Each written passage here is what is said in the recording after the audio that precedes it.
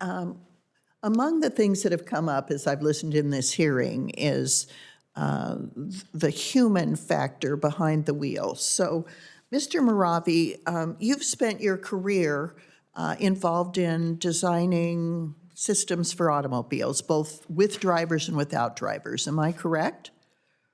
Yes, Senator, that's correct.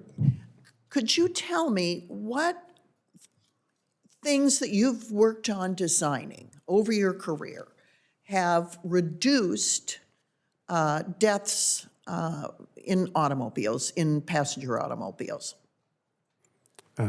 Yes, Senator, the list is quite long, so I'll try not to belabor everyone here. But I've worked on systems related to crash safety, occupant restraints, autonomous driving systems, driver's assistance systems, automatic emergency braking, and all of them have had some impact on saving lives. But then didn't it drop to a point where it kind of plateaued?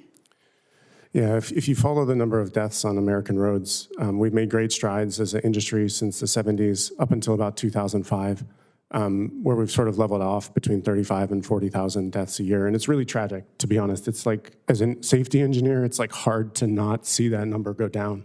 And my team and I, we work every day to try and figure out ways to reduce it.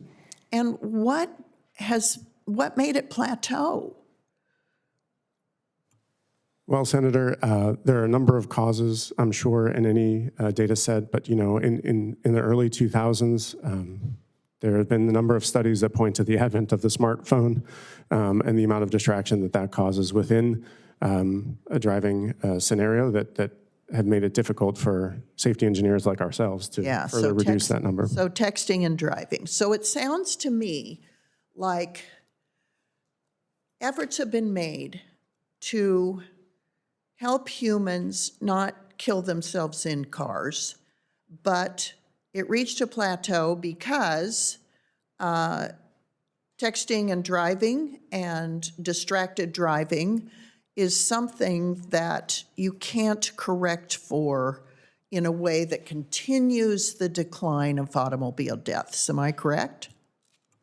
I think that's a fair assessment, Senator Lummis. Well, so one of the things that makes me excited about autonomous vehicles is it does provide another leap in our ability to prevent human error in automobile deaths. Am I correct? I would say that I believe it is the next giant step we can take as an industry. So here's why I think it's so important that we work with NHTSA, that we have some national standards for autonomous vehicles. I think everybody here in this room, unless you're really young, knows somebody who was driving drunk and died, who fell asleep at the wheel and died, who slipped on black ice because they were driving too fast and died, who were texting and got in an accident. These are so common in my state of Wyoming, where we're driving long distances alone. I was once asked what is the most important factor for running for political office in Wyoming, and I've always said it's the ability to drive long distances alone without falling asleep. Because we're campaigning one day in Meeteetse and the next day in Rock Springs and the next day in Cody and the next day in Cheyenne. And so you're driving because it's retail politics. You have to get around. And I am so excited about autonomous vehicles for a couple reasons. I have 3 grandsons. They're all under the age 7. Autonomous vehicles provides an avenue for them to get home at night when they have exercised poor judgment as human beings. And I hope they don't exercise poor judgment, but they're boys, and they might. It also protects people who have driven and fallen asleep in Wyoming because they're pushing themselves too far.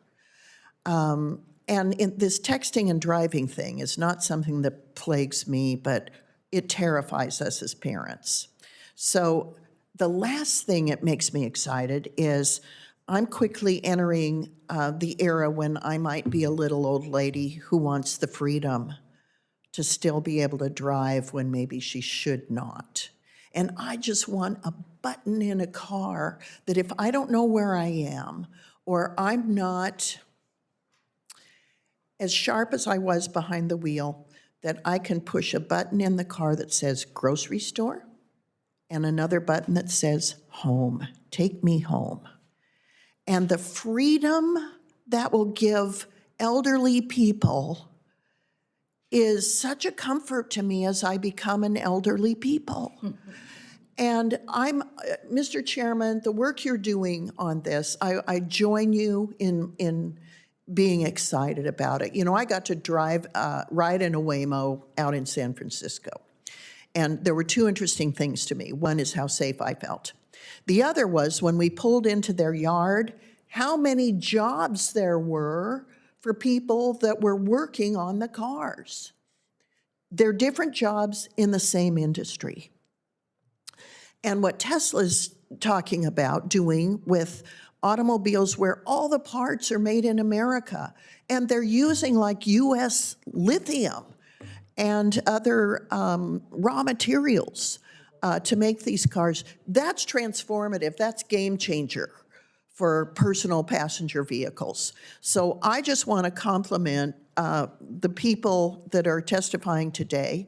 I think that the opportunities provided for human safety are unparalleled, and that the jobs that will be created within the same industry are a little different than the jobs that we have today in that industry, but they're jobs nonetheless, and they're going to be good jobs. So I'm excited about this technology. I can't wait, because if I ever get dementia, man, I want that little take me home button on a car.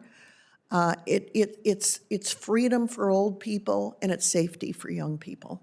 And so I want to thank you all for what you're doing to advance the opportunity for those of us who want to get home safely.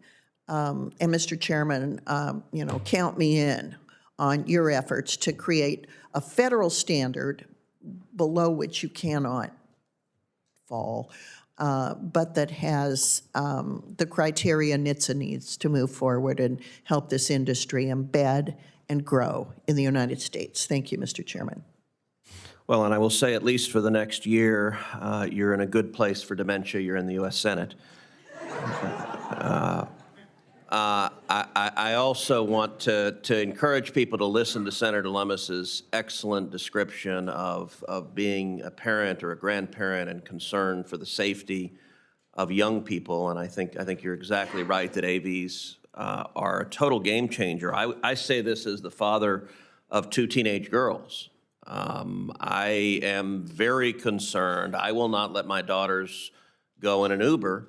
In my hometown of Houston, 4 Uber drivers were just indicted for sexually assaulting teenage girls in their car. And I am thrilled for the day that I can send an AV to take my girls where they need to go, and I don't have to worry about a man in the front seat who might do something violent. And I think there's a lot of parents who share exactly the concern that I have, and I think that's an enormous safety improvement as well.